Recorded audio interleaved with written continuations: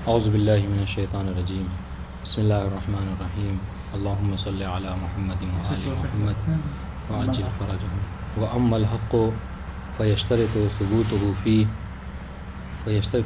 فی الذمہ اے استحقاقه فیہا وان لم یکن مستقرا۔ بات ہماری اس سے پہلے جو ہے وہ شروط متعاقدین کے حوالے سے چل رہی تھی، اور یہ بتایا کہ جو متعاقدین ہیں یعنی راہن اور مرتہن، ان دونوں کے اندر جو ہے وہ کمال کی شرط ہونی چاہیے۔ اب کمال کیا ہے؟ تو کہا کہ کمال جو ہے وہ یعنی گویا کہ بالغ ہونے چاہیے، عاقل ہونے چاہیے، ٹھیک ہے، اور جو ہے مختار ہونے چاہیے، واضح انشاءاللہ، اور رشید ہونا چاہیے۔ یہ چار چیزوں کا مجموعہ اس کو کہتے کمال۔ اب آج جو ہے وہ شرط راہن و مرتہن کے حوالے سے نہیں ہے، بلکہ خود مال رہن جو ہے اس کے شرط کو بیان کر رہے ہیں، واضح انشاءاللہ۔ ہاں، یعنی وہ کیا، اس میں یہ شرط ہونی چاہیے کہ وَأَمَّا الْحَقُّ، اگر جہاں تک حق کی بات ہے، ٹھیک ہے، فَيَشْتَرِطُ ثُبُوتُهُ فِي الذِّمَّہ، تو رہن کے لیے ضروری ہے کیا کہ مرتہن کا کوئی حق راہن کے ذمے پہ ہو، واضح؟ یعنی کیا مطلب؟ یعنی جیسا کہ قرض میں ہوتا ہے، قرض میں کیا ہوتا ہے، مرتہن کچھ مال قرض کے طور پر راہن کو دیتا ہے، ٹھیک ہے، گویا کہ راہن نے مرتہن سے قرض لیا ہوتا ہے، اب اس قرض کے زمان کے طور پر توثیق کے طور پر وہ کیا کرتا ہے، کسی چیز کو گروی رکھتا ہے، واضح انشاءاللہ۔ تو ہمیشہ رہن میں ضروری ہے کہ گروی رکھنے کے لیے اسی وقت گروی رکھا جا سکتا ہے کسی شے کو کہ جب مرتہن سے کوئی راہن کوئی شے لے بطور حق۔ بس اگر صورتحال ایسی ہو کہ مرتہن کا کوئی حق راہن کے اوپر نہیں ہے، سمجھے، مرتہن کا کوئی حق راہن کے اوپر نہیں ہے، تو پھر راہن جو ہے وہ کوئی رہن اس کے اوپر نہیں رکھے گا، یعنی گروی رکھنے کے لیے حق کا ہونا ضروری ہے مرتہن کے لیے، ٹھیک سمجھے؟ جیسے میں ایک راہن ہوں، آپ راہن ہیں، یہ مرتہن ہے، مجھے اپنے سامان میں سے کتاب گروی رکھنا ہے، تو گروی رکھنے کے لیے ضروری ہے کہ پہلے یہ جو مرتہن ہیں ان کا کوئی حق آپ کے ذمے ہو، اسی کے عوض میں رہن کیا ہوتا ہے، رہن جو آپ نے مال لیا ہے کسی قرض کے طور پر، اسی کے بدلے کے طور پر آپ رکھتے ہیں کہ اگر میں 500 روپے لے لیا آپ نے، ٹھیک ہے، اگر آپ نے ان سے کچھ لیا ہی نہیں ہے، بس ایک دم سے آ کے کہہ رہے ہیں کہ بھائی یہ لے لیجئے، آپ جو ہے وہ یہ رہن رکھ لیجئے، میرا موبائل ہے، میرا آئی پیڈ ہے، کچھ بھی، ٹھیک ہے، تو اس کو رہن نہیں کہیں گے، تو ودیت یا امانت کے بعد میں چلا جائے گا، واضح انشاءاللہ۔ تو یہی کہنا چاہ رہے ہیں کہ رہن کے لیے ضروری ہے کہ مرتہن کا کوئی حق راہن کے ذمے پہ ہو۔ اچھا، یہ حق کیوں کہہ رہے ہیں؟ اس لیے کہ اگر وہ ہوتا تو پھر قرض کہہ کے جو ہے گزر جاتے، لیکن یہ حق اس لیے کہہ رہے ہیں تاکہ عمومیت بخشیں، یعنی یہ اب ہو سکتا ہے کہ جو مرتہن کا کوئی شے راہن کے ذمے ہو سکتا ہے کہ مال قرض ہو، جیسے انہوں نے قرضہ دیا آپ کو، اس کے بدلے میں آپ نے یہاں پر کیا رکھا ہے، ان کو رہن رکھا ہے، ٹھیک ہے، اور کبھی کبھی ایسا ہوتا ہے کہ نہیں قرض نہیں لیا آپ نے ان سے کوئی سامان خریدا ہے، ٹھیک ہے، ان کا موبائل، ان کی بائک جو ہے آپ نے ان سے خرید لی، اور پیسہ ابھی آپ نے نہیں دیا، آپ نے کیا کہا پیسہ جو ہے اگلے مہینے دوں گا، تو انہوں نے کہا کہ اگلے مہینے ٹھیک ہے آپ دے دیجیے گا، لیکن اس پیسے کے بدلے میں کچھ رہن ہمارے پہ رکھ دیجیے تاکہ مجھے اطمینان رہے کہ ہاں آپ دیں گے، اور اگر نہیں دیا آپ نے تو میں اس چیز کو بیچ کر اپنے وہ رکھ لوں گا، حاضر انشاءاللہ۔ تو اس لیے انہوں نے کیا کہا کہ مرتہن کا کوئی حق ہونا چاہیے، کیوں؟ تاکہ اب جب حق کہہ دیا تو دین بھی شامل ہو گیا، ہے نا، مبی بھی شامل ہو گیا، اور مبی وہی دین یعنی قرض، اور بلکہ جنایت اگر کسی جانی نے، ہے نا، یعنی کسی نے مثال کے طور پر کسی کے اوپر جنایت کی، یعنی کیا مطلب، کسی کو کوئی زخم لگا دیا، ہے نا، ہاں، کسی سے کان کاٹ دی، آنکھ پھوڑ دی، یہ ساری چیزیں ہیں، تو اس میں کہتے ہیں دیت واجب ہوتی ہے، واضح انشاءاللہ۔ سامنے والا گیا اس سے جو دیت لینے کے لیے، تو اس نے کہا کہ بھائی دیت تو میں دے دوں گا، لیکن پیسہ بھی فی الحال نہیں میرے پاس، اگلے مہینے دوں گا، واضح انشاءاللہ۔ تو اس نے کہا ٹھیک ہے اگلے مہینے دے دینا، مگر کوئی چیز گروی رکھ دے میرے پاس۔ تو یہ بھی چونکہ جس کے اوپر جنایت ہوئی ہے نا، جس کو زخم لگایا گیا، ایک طرح کا حق ہے دیت اس کا، تو اور حق آپ نے ابھی اس کو ادا نہیں کیا ہے، تو اس کے بدلے میں چاہے تو وہ رہن پہ کوئی چیز آپ سے لے سکتے، واضح انشاءاللہ۔ تو یہ ساری چیزوں کو شامل کرنا تھا، اس لیے انہوں نے کیا کہا، وَأَمَّا الْحَقُّ فَيَشْتَرِطُ ثُبُوتُهُ فِي الذِّمَّہ، یعنی فی ذمۃ الراہن، یعنی رہن کے لیے ضروری ہے کہ مرتہن کا کوئی حق راہن کے ذمے پہ ہو، اس کے عوض میں وہ کیا کرتا ہے، کسی چیز کو رہن کرتا ہے۔ مطلب یہی ہو گیا رہن کا، ایک دفعہ ہوا ہے کہ خود ہم مرتہن سے پیسہ لے رہے ہیں، اس سے پیسہ لے رہے ہیں، اور اس کی عوض میں کوئی چیز جو ہے وہ رہن رکھ رہے ہیں، ٹھیک ہے. ایک یہ ہوگا. دوسرا یہ ہوگا کہ اس سے کچھ لیا نہیں ہے، ہم، خود مرتہن مطلوب، مرتہن خود جو ہے وہ ہم سے کچھ طلب کر رہے کچھ طلب کرے گا، اس کے لیے ہم دے رہے ہیں. ہیں. تو آپ نے سمجھ یہاں پہ یہ بھی کہہ سکتے ہیں گویا کہ آپ نے لے ہی لیا ہے. مثال کے طور پر اگر ان سے آپ نے موبائل خریدا تو موبائل تو انہوں نے دے دیا ہے، تو اس کی قیمت آپ کے ذمہ ہے نا، تو قیمت آپ نے بھی نہیں دیا، خریدنے کا پیسہ نہیں دیا ابھی آپ نے. تو اس کے لیے جو ہے وہ انگوٹھی ہاں موبائل کا پیسہ نہیں دیا، لیکن ہم نے کہا کہ یہ انگوٹھی رکھ لیجیے، 1 مہینے بعد جب آپ کو پیسہ دوں گا موبائل کا تو انگوٹھی میں واپس کر دیجیے. کہا یہ بھی ٹھیک ہے. ٹھیک ہے. کوئی جنایت کی ہے نا، تو جنایت کا پیسہ بھی آپ نے نہیں دیا، واضح ان شاء اللہ. تو اس پہ کیا کہہ رہے ہیں کہ ٹھیک ہے پیسہ جب دینا ہو دیجیے گا، مگر ابھی کوئی چیز رہن رکھ دیجیے. تو یہ ساری باتوں کو جو کیا ہے اس میں شامل کرنا تھا.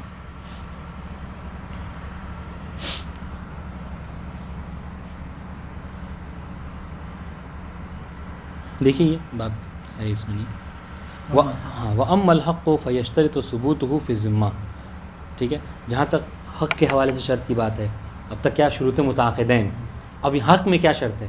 تو کہہ رہے ہیں حق کی شرط یہ ہے کہ اس حق کا راہن کے ذمے میں ثابت ہونا ضروری ہے، فی ذمۃ الراہن. ٹھیک ہے. اسی کے عوض میں وہ کیا کرے گا، اس سے وہ مال کسی چیز کو رہن پہ رکھے گا. فَيَشْتَرِطُ ثُبُوتُهُ فِي الذِّمَّةِ فِي ذِمَّةِ الراہن. اے استحقاقہ فیہا، استحقاق کو کہاں پلٹائیں گے؟ استحقاق الحق کے فی الذمہ. تو اس حق کا مستحق ہونا ضروری ہے، کس کے ذمے میں؟ راہن کے ذمے میں.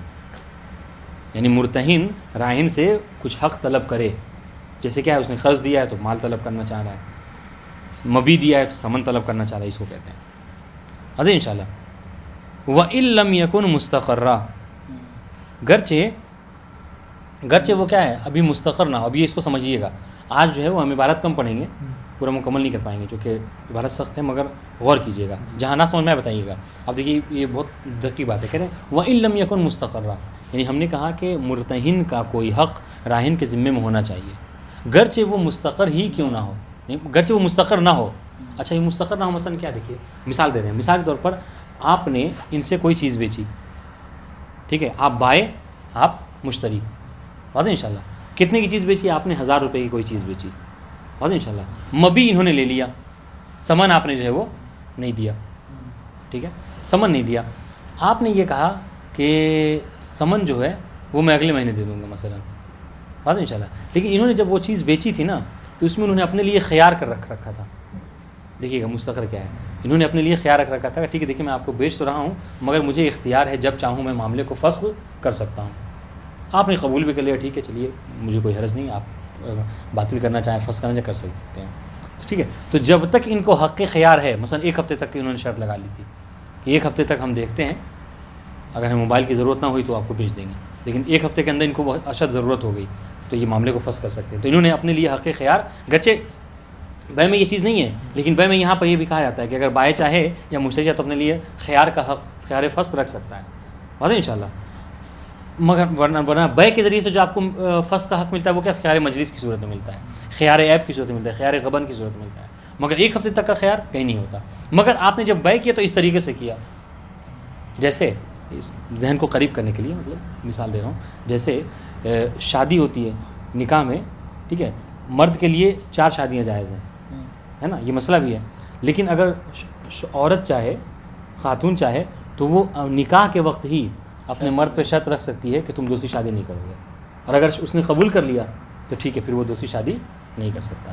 تو دیکھیے ایک جائز چیز تھی، اس کے لیے 4 شادیاں ہیں، مگر کیا ہے اس نے جو چونکہ شرط رکھ لی تو وہ دوسری شادی نہیں کر سکتا. تو یہاں پہ وہی مسئلہ ہے کہ فسخ کا حق جو ہے بے کی صورت میں آپ کو نہیں ملتا ہے، مگر وہ جو ملے گا وہ خیار مجلس ہے، خیار غبن ہے، خیار عیب ہے، یہ ساری چیزیں. لیکن 1 ہفتے تک کا خیار نہیں ہے. مگر آپ نے جب عقد بے کیا تو یہی اس طریقے سے شرط رکھی کہ میں 1 ہفتے تک کے دیکھوں گا یا 2 دن تک دیکھوں گا، اس کے بعد فسخ کروں گا. آپ نے قبول کر لیا گا، ٹھیک ہے. اب سنیے، تو 2 دن یا 1 ہفتے کی جو شرط رکھی، ان 2 دنوں میں اور ہفتے بھر میں کیا ہے، وہ جو بے ہوئی ہے آپ دونوں کے درمیان میں، وہ بے مستقر نہیں ہے. مستقر نہیں ہے یعنی کیا مطلب؟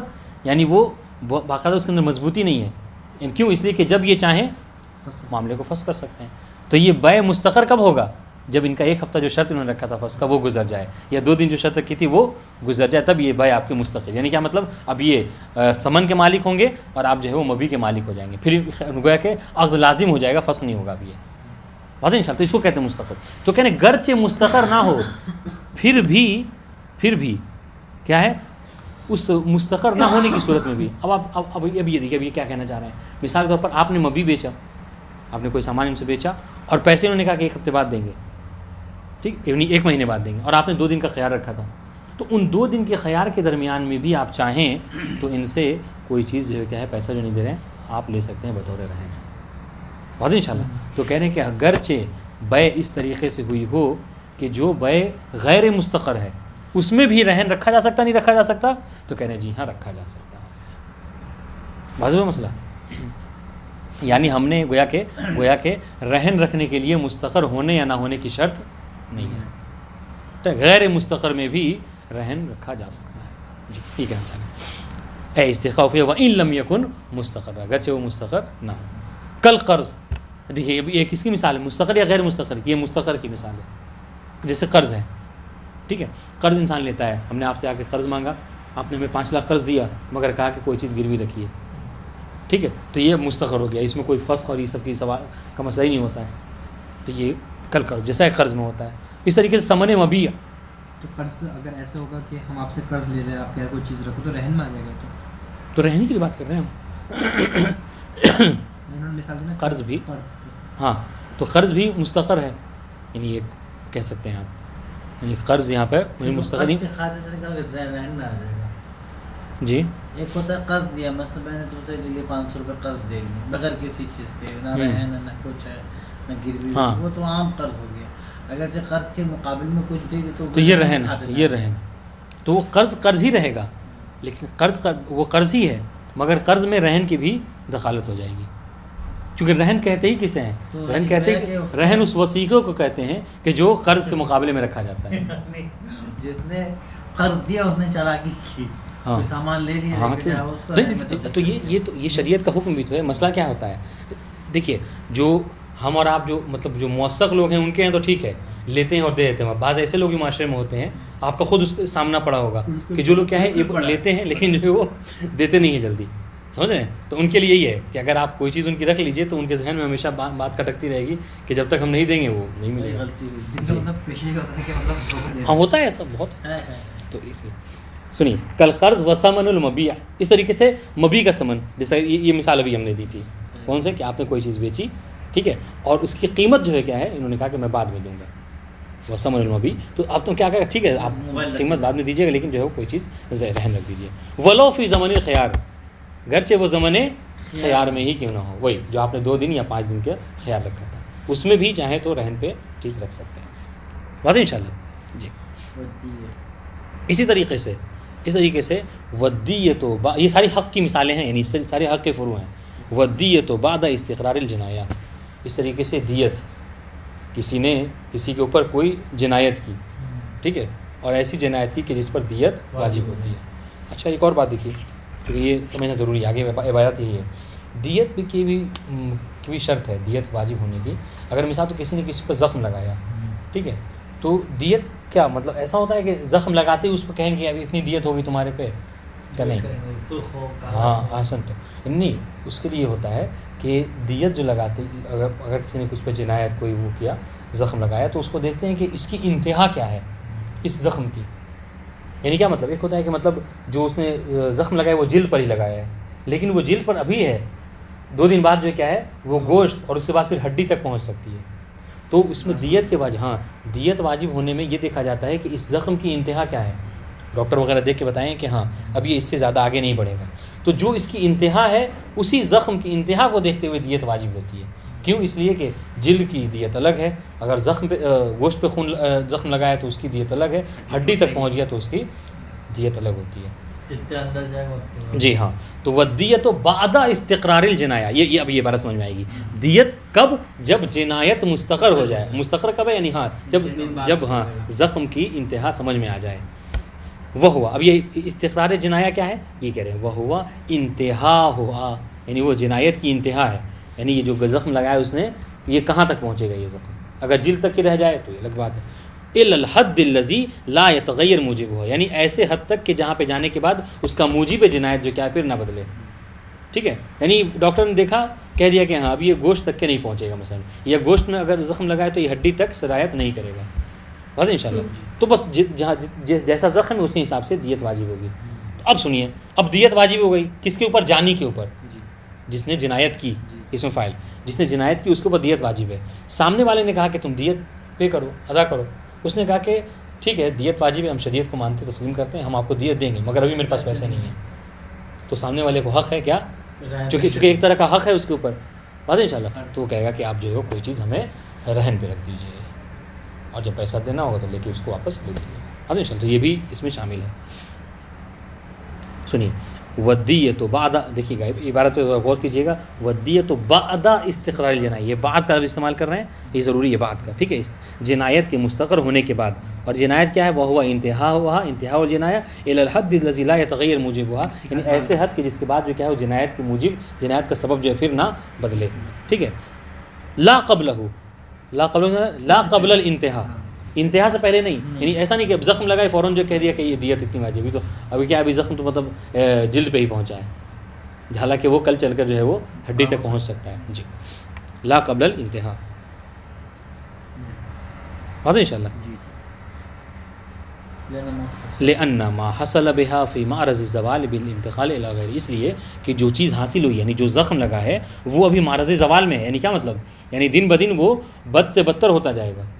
زخم یہی تو ہوتا ہے، ہاں. تو اس کو دیکھا جائے کہ معرض زوال میں یہ کہاں تک آئے گا، یعنی یہ زخم جو آج جلد پہ آپ کو دکھ رہا ہے کل چل کے ہڈی تک پہنچے گا یا نہیں پہنچے گا، وہ معرض زوال میں ہے. اور معرض زوال میں جب ہے تو ایک حالت سے دوسرے حال میں منتقل ہوگا. یعنی کیا مطلب؟ اگر جلد پہ رہا تو اس کی دیت الگ ہے، اگر گوشت تک پہنچ گیا تو اس کی دیت الگ ہے، اور ہڈی تک پہنچے تو اس کی دیت الگ ہے، واضح انشاءاللہ. لأن ما حصل بها في معرض الزوال، یعنی جنایت کے ذریعے سے جو چیز حاصل ہوئی یعنی جو زخم لگا ہے وہ کیا ہے؟ وہ معرض انتقال میں ہے.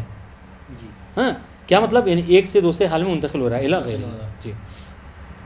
ثم ان كانت حالۃ او لازمۃ للجانی کشبیہ الامجاز الرہن علیہ مطلق. اب سنیے تھوڑا سا، مطلب یہ ابھی اس باب میں چلے گئے، کہنے کہ اب دیکھیے یہ جو جنایت ہے، ٹھیک ہے، نہیں عفواً یہ جو دیت ہے، ابھی دیت جو واجب ہوئی ہے جنایت کی وجہ سے، اس کی دو صورتیں ہو سکتی ہیں. ایک تو یہ ہے کہ یہ دیت جو کیا ہے حالہ ہے، یعنی کیا مطلب؟ یعنی اس کا تعلق زمن حال سے ہے، واضح انشاءاللہ. اب کیا مطلب ہے؟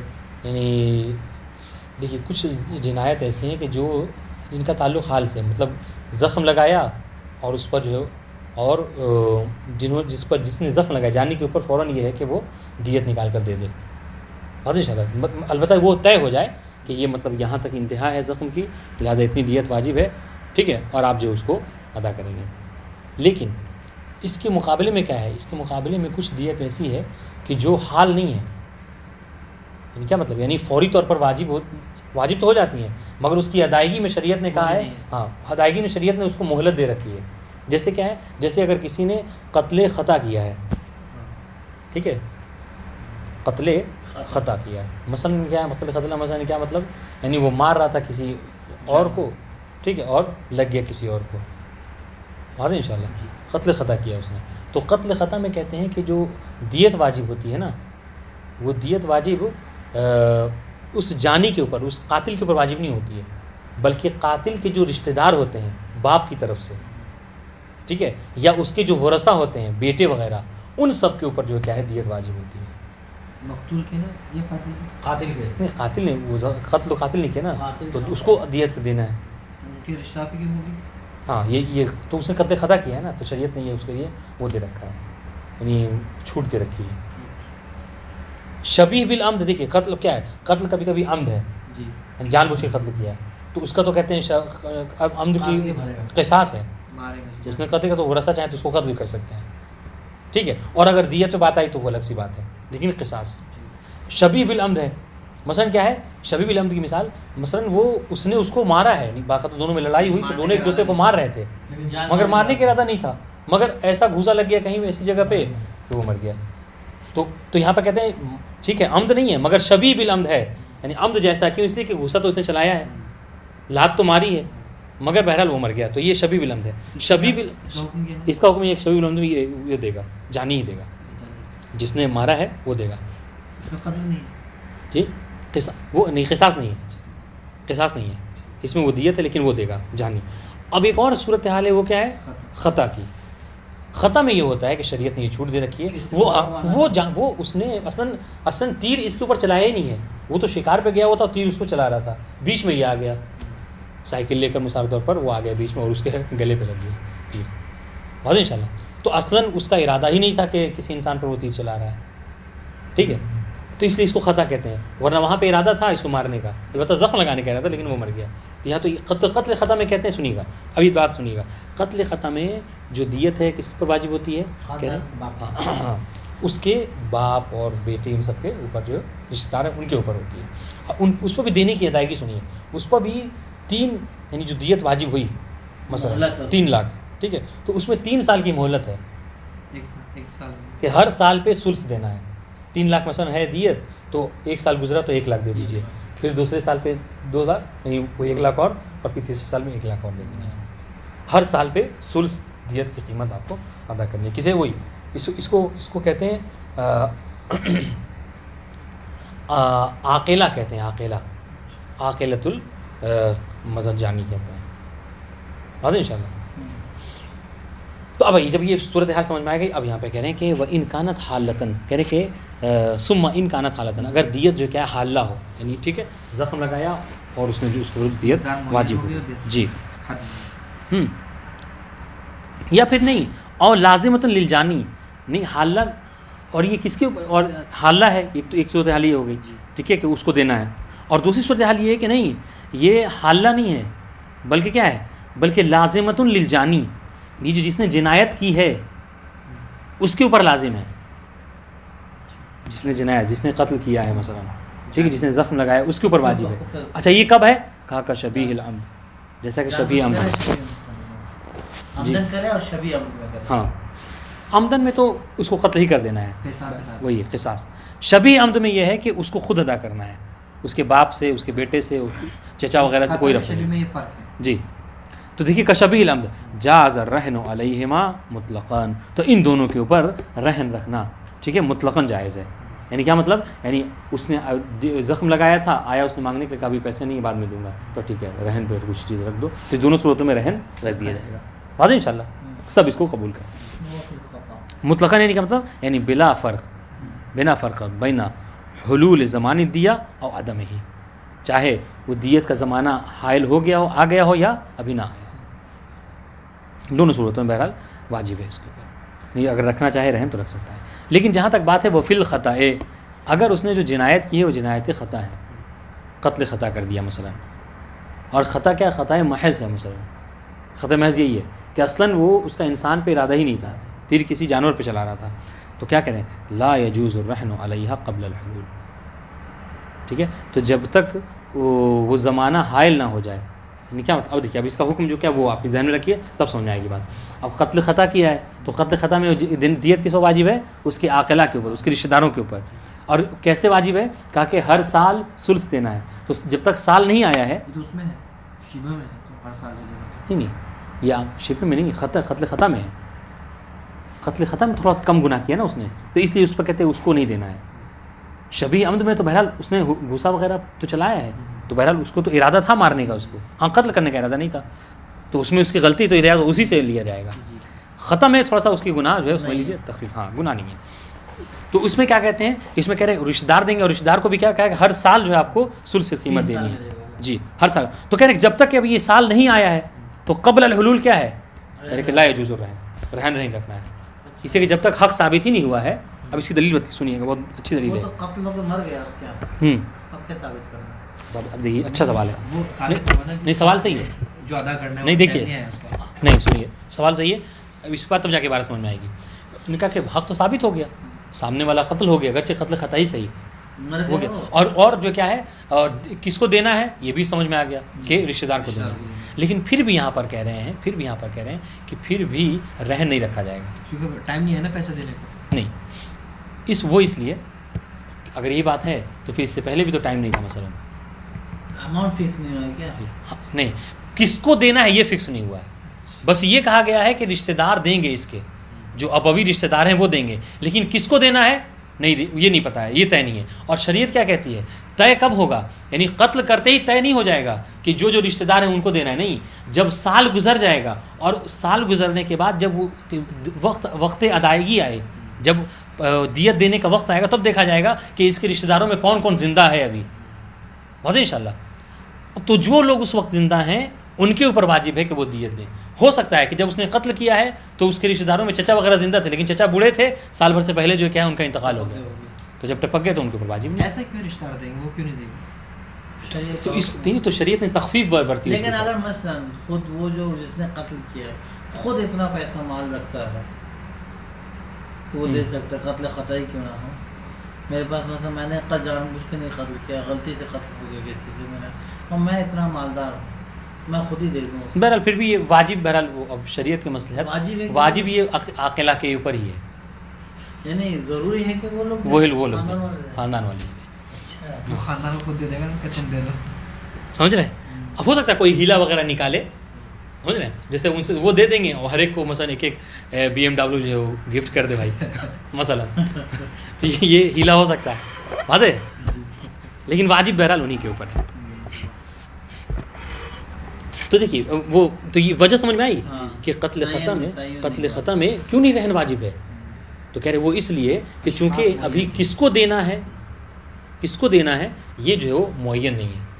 واضح انشاءاللہ. دیکھیے یہ معین خود کرے گا قاتل، نہیں قاتل نہیں معین کرے گا، خود بخود معین ہو جائیں گے کہ کون اس کے ابوی رشتہ دار ہیں، کون کون اس کے چچا ہیں، کون اس کا بیٹا ہے، طبقہ دیکھا جائے گا، سب وہ دیکھ کے خود ہی معین ہو جائے گا کہ یہ سب اس کے رشتہ دار ہیں. اور یہ عقلہ کے باب میں سب بیان کیا گیا ہے. ہاں دیکھیے ہاں کہہ رہے کہ لا یجوز الرہن علیہا، کہہ رہے اگر قتل خطا ہے تو اس پہ رہن جو کیا ہے واجب نہیں رہن رکھ سکتا. کب تک؟ قبل الحلول، جب تک وہ حلول نہ ہو. لأن اب سنیے، اب یہ وجہ سنیے کہ کیوں نہیں ایسا. لأن المستحق علیہ غیر معلوم، اس لیے کہ کون مستحق ہے نا وہ ابھی معلوم نہیں ہے. اذ المعتبر، اچھا کیوں معلوم نہیں ہے؟ وہ اس لیے کہ اذ المعتبر من وجد منہم عند حلولہا، وہ اس لیے کیوں معین نہیں ہے؟ اس لیے کہ معتبر یہ ہے دیت میں کہ جب حلول ہو جائے، جب زمانہ آ جائے دیت ادا کرنی، جب 1 سال گزر جائے تب دیکھا جائے گا کہ اس قاتل کے کون کون سے لوگ زندہ ہیں رشتے میں، ابوی رشتہ دار، ان کے اوپر واجب ہے. ہو سکتا ہے کہ جب اس نے قتل کیا تھا تو کچھ زیادہ لوگ تھے، 4 لوگ تھے، اور اب جو ہے 3 ہی لوگ موجود ہیں، تو اب تو 3 پر ہی واجب ہے، 3 ہی دیں گے. اذا الموت وجد منهم حلولها مستجمعا للشرائط، کہ اس میں سارے کے سارے شرائط ہونے چاہیے. بخلاف دین المؤجل، بخلاف کس کے؟ بخلاف دین مؤجل. اب آپ دیکھیے ایک بات اور کہہ رہے کہ بخلاف دین مؤجل کے، یعنی قرض تو لیا آپ نے، لیکن قرض کے اس لیے کہا کہ بھائی آپ یہ دیجیے، ہم 1 مہینے بعد آپ کو قرض لوٹائیں گے. سمجھ رہے ہیں؟ آپ نے کیا کہا کہ پیسہ بھی دے دیجیے 1 مہینے بعد، تو انہوں نے کہا کہ رہن رکھ لیجیے. تو کہہ رہے اس میں بھی تو یہی حال ہے، بعد میں دینا ہے. تو کہا ہم نے وقت کو نہیں معیار رکھا ہے، وقت معیار یہ رکھا ہے کہ کس کو دینا ہے یہ معین ہے. آپ نے جب ان کو قرض دیا تو معین ہے کہ ہم نے آپ کو دیا تو آپ ہی ہم کو واپس کریں گے. لیکن اس میں قتل خطا میں یہ معین نہیں ہوتا ہے کہ کون ادا کرے گا. بس اس وجہ سے ہم رہن یہاں پہ نہیں کرا دیں. بخلاف الدین المؤجل، بخلاف کس کے؟ دین مؤجل کے، اس دین کے کہ جس کی ادائیگی بعد میں ہوگی. کیوں؟ لے استقرار الحق، اس لیے کہ وہاں پہ حق بھی مستقر ہے. ٹھیک ہے، یعنی حق بھی مستقر ہے. بس انشاءاللہ یعنی کیا مرتہن نے کا حق آپ کے اوپر ہے. ایک بات یہ والمستحق علیہ، اور کس کو دینا ہے قرض یہ بھی معین ہے کہ آپ نے قرض دیا، آپ ہی اس کو ادائیگی کریں گے. بس انشاءاللہ. تھوڑا سا بہرحال عبارت وہ ہے غور کیجیے. وَيَجُوزُ الرَّهْنُ عِنْدَ الْحُلُولِ عَلَىٰ قِسْطِهِ، یہی عبارت ہے.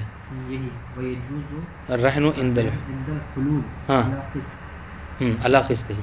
ہاں دیکھ ہم نے کیا کہا تھا کہ جب تک سال وہ وقت نہ آ جائے تو اس سے پہلے جائز نہیں ہے قتل خطا میں رہن رکھنا.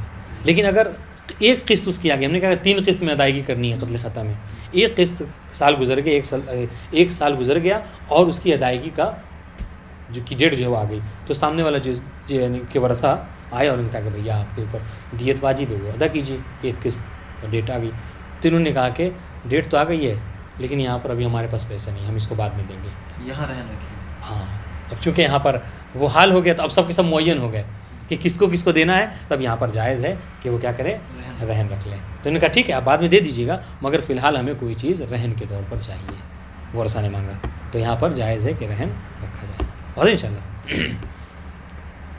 وَيَجُوزُ الرَّهْنُ عِنْدَ الْحُلُولِ عَلَىٰ قِسْطِهِ، ٹھیک ہے، جب وہ ایک رہن میں پتہ ہے جیسے رہن لینے کے بعد جو پیسہ ہم لوگ جو پے کر دوبارہ واپس، اس وجہ سے کہ میرا مال پھنسا ہوا ہے جی اس لیے واپس کرنا ہی ہے، ٹھیک ہے۔ اب قتل خطا میں لڑکے نے ایک نے قتل کر دیا، قاتل کے 3 الگ الگ چچا، تینوں کا الگ الگ گھر ہے، ٹھیک ہے، 3 کا الگ الگ خاندان الگ فیملی ہے، تو کس کا مال جو ہے وہ رہن میں جائے گا؟ جس کی نوبت آئے گی نہیں، نوبت نہیں آئے گی، وہ تینوں کو مل 3 سنیے ایک کا مال رہن پہ گیا تو دوسرے 2 کا نہیں، ایسا تھوڑی کہ سب کو الگ الگ دینا ہے، تینوں کو ملا کر جو مثال طور پر اس کو جو ہے 15 لاکھ ہوئے ہیں مثلا، ٹھیک ہے، تو اب تینوں کو 5 لاکھ دینا ہے، تو 5 لاکھ میں ہر ایک پہ تقسیم کیا جائے گا کہ اتنا اتنا دو گے تب جا کے سب پہ وہ ہوگا۔ اب دیکھیے وہ ہوا الثلث بعد حلول کل حول من الثلاثہ، ٹھیک ہے، اور یہ کیا ہے، وہ قسط کون سی، وہی یعنی ثلث سے قیمت دینی ہے دیت کی، اور یہ کب ہے کہ جب 1 سال گزر جائے اس جنایت کے، اس قتل کے، ٹھیک ہے، ہر سال ثلث سے قیمت دینی ہے۔ اور یہ ضروری ہے کہ رہن 3 سال میں دیا جائے، یہ ایک دفعہ میں دے قتل خطا میں ہاں ایک دفعہ میں دے سکتے، اب یہ نہیں بتا سکتے، یہ جی 3 سال کی چھوٹ ہوگی، ایک دفعہ چھوٹ ہے، یہ ایک وہ رکھا ہے، سہولت ہے۔ وہ مال الکتاب و ان کانت مشروطۃ الاقرب، ہاں ابھی ہم تھوڑا سا غلام والی بات آ گئی کہ اب بات ختم ہو گئی، ٹھیک ہے، یعنی اس کی جنایت وغیرہ کی اہم چیز یہ کہ وہ بھی حق کے اندر ایک شامل ہے، ایک طرح کا حق ہوتا ہے۔ اب کہہ رہے اس طریقے سے رہن رکھنا جائز ہے، کس پر، مال کتابت پر، ٹھیک ہے، مال کتابت کون سا کتاب، اگر کتابت مشروط ہے، یہ بھی تھوڑا سا یہ غلام کی قسم ہے، وہ جو ہوتا ہے نا وہ عبد مکاتب جو ہوتا ہے، عبد مکاتب لکھنے پڑھا لکھا پڑھا نہیں، یعنی وہ جس کے اور اس عبد اور اس کے مولا کے درمیان میں مکاتبہ ہوا ہوتا ہے،